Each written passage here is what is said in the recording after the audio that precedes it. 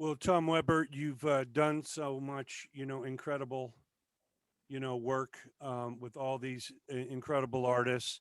And I know 21 or 2021 has presented you with some big challenges with Ugh, this hardship of 2020. I no want you doubt. to tell our viewers, what they can do to help. What are those challenges that you're facing right now?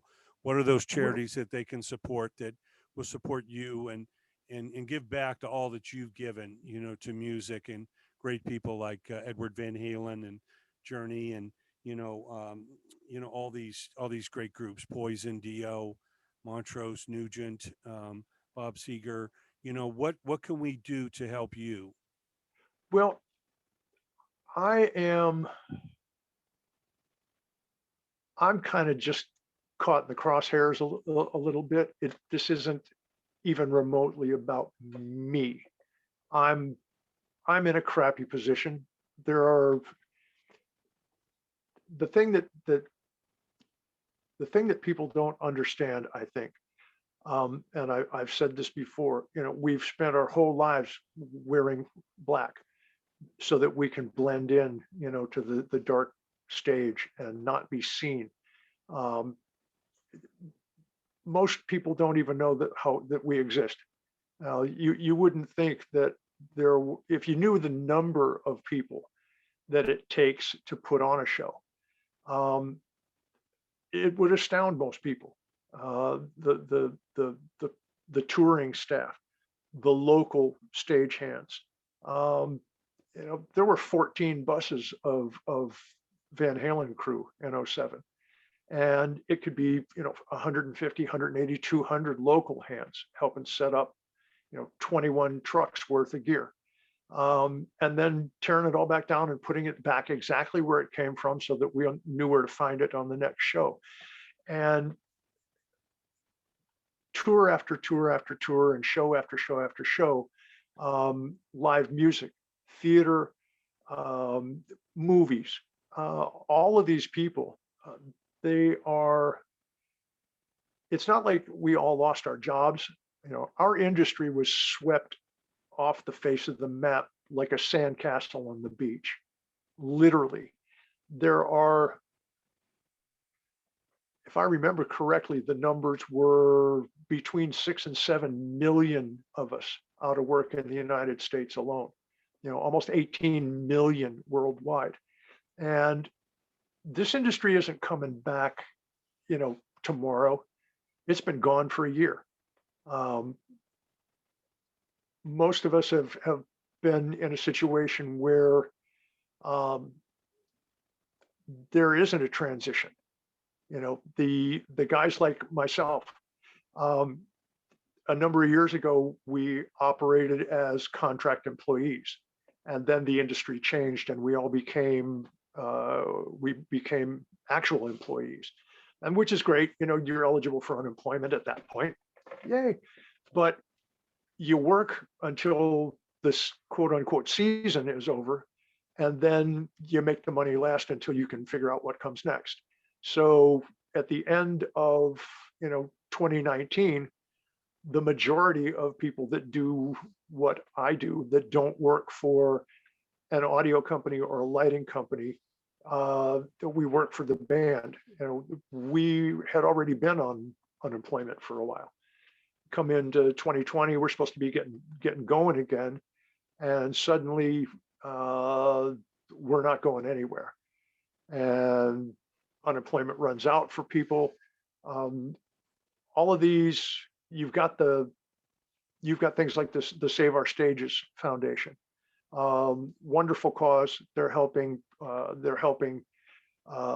venues stay open. Uh, you know, they're still viable buildings. At this point. The companies, the lighting companies, the audio companies, the bus companies, the trucking companies. There's federal money for them in the form of PPP. The gig workers, the people that are still contract labor, independent contractors, they're able to apply for grants, things like that. People like me, We have been employees, and there's not much anything out there for us. And I've been living on my savings for a year. Nobody wants to hire a 63-year-old guy. I even filled out an application I started filling out an application to drive an Oscar Mayer Wiener car as a promo driver, until I got to the part I was reading it over, and you have to have a bachelor's degree. Well, I was touring when I probably should have been in college. I've been doing this since I was 14, 15 years old, and it is what it is. I am one of an uncalculable number of people who is staring down the barrel of losing everything that we ever had because of this COVID pandemic. Fortunately for me, there's a GoFundMe that was set up in my name by a lady named Sandy Espinoza. I've known Sandy for a long time. She has a nonprofit called roadiecare.com. She's literally feeding people. I mean, she's gotten contributions from the Walmart and Target and Amazon, and in the form of gift cards that they can send to people to put food on the table, and to have a few gifts at Christmas time for kids. And she's busting her behind trying to save people's lives. And I think the worst part about it is that most people don't realize that there are people in the situation where their lives need to be saved. And if I were to wish anything, if anybody gets anything out of this whole thing, I'm hoping that they can touch base with Sandy and the roadiecare.com and take a look at it, donate, save lives. There are literally people. I don't even want to tell you how many people that I have lost, this last year, to depression, suicide, people that they found a dead end and didn't have any way in their own minds to get back out of it. Not to mention the people that have succumbed to COVID-19. We all know somebody. And unfortunately, those of us in my field of endeavor, we know lots of somebodies that are affected by this in the very worst possible way. We were the first industry to be canceled, and we're going to be the very last industry to be brought back. And you can say we're going to have concerts the end of the summer and fall this year, but you're not going to see a concert until there's an insurance company that's willing to underwrite one. And that's not going to happen until such time as there's a proven vaccine. And a proven vaccine isn't going to happen in a period of months. Those kinds of things take years. What are we going to do if it's 2-3 years down the road? What do we do if we don't come back until 2024? I'm pounding the pavement every day, making phone calls, looking at what can I do for a job? Fortunately, the only good thing about being my age at this point was when I came home, I was old enough to file for Social Security, and that comes in.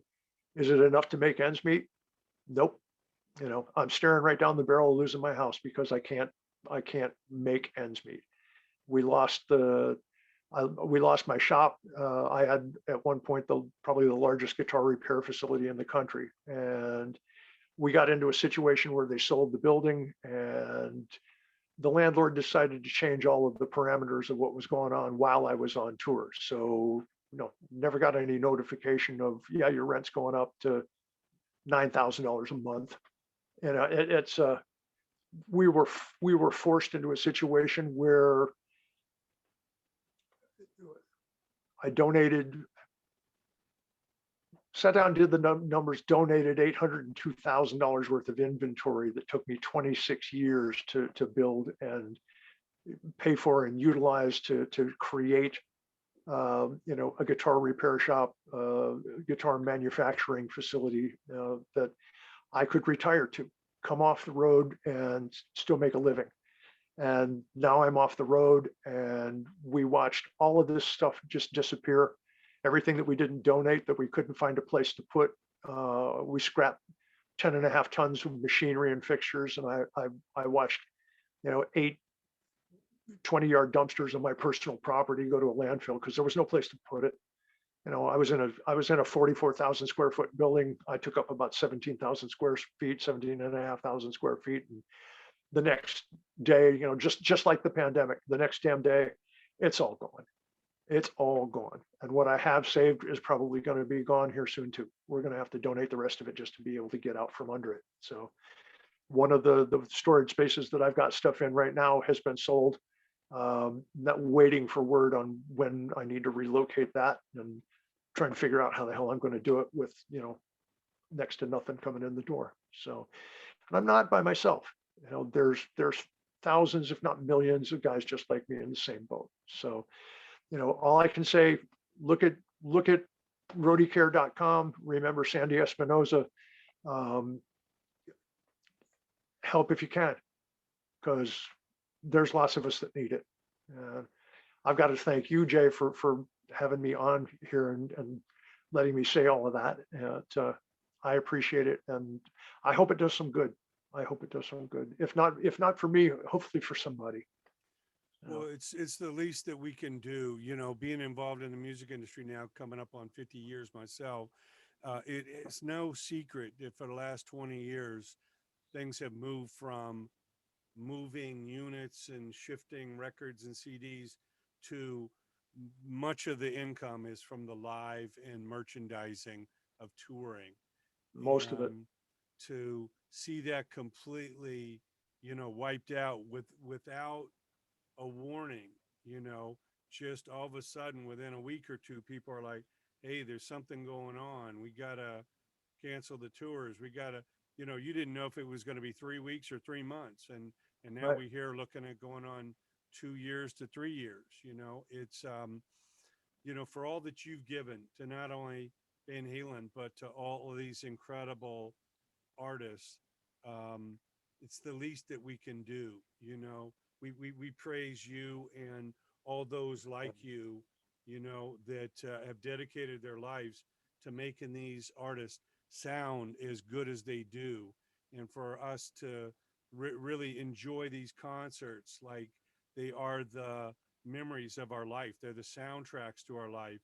Yeah. And to see that, yeah, as a fan, we miss concerts, but to see the curtain pulled back and see the types of people like yourself that have suffered greatly because of um, relying on that food chain, going from tour to tour, and seeing everything with these giant question marks.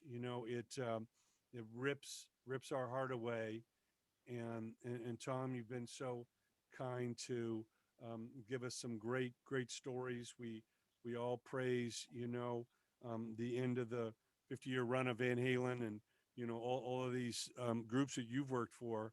I know Poison's been on pause with this big Def Leppard and Motley Crue tour, and so many of your peers are sitting there not knowing, are we going to tour it all this year? Is it going to be next year? Is we got to cancel the tour forever? And um, seeing that and the repercussions of, you're dealing with some unscrupulous, landlords, and these property owners only care so much about their bottom line profit, and not the years that you've put into this. And you know like you say, to kind of be the architect for an amazing retirement, doing what you love, your dedication to guitars, and your breadth of knowledge that you bring to people like Edward Van Halen, who knew he couldn't go on that 2015 tour without you. We got to call Tom. Enough of these other guys. Let's hit the hit the bat phone and get the commissioner on the line here, you know. So Tom, it's our pleasure, and we'll go to the wall to help you in any way. Please reiterate any of the GoFundMe or websites people can go to support you and all these incredible techs and roadies. Well, there are probably lots of them. Like roadiecare.com. Um, just look at what Sandy Espinoza is doing. There's a link to my GoFundMe on there. There's a link to a dear friend of mine, Danny O'Neill, in Nashville. He's in the same boat I'm in. You know, look him up. I love him to death, and he needs help too. And for the first time in my life, I'm not in a position to do a damn thing about it. You know, it's just, it breaks my heart. But there are, you know, if everybody does a little something, I'm very blessed. You know, there have been people who have responded to the GoFundMe that Sandy set up for me, and I'm dumbfounded, you know, by the compassionate response. I've got a long way to go, but it really warms my heart to know that people are out there that care. And you know, look Sandy up, look me up, look my buddy Danny up, and you know, just look at what's going on. You know, be aware of what's happening in the world, and you know, take a moment, and if you can, do something, because you know, we kind of look at it every time the world gets screwed up. You know, where do they come when it's time to raise huge funds for something? You know, where do people come first? You know, they come to music, and without music, what's the sense?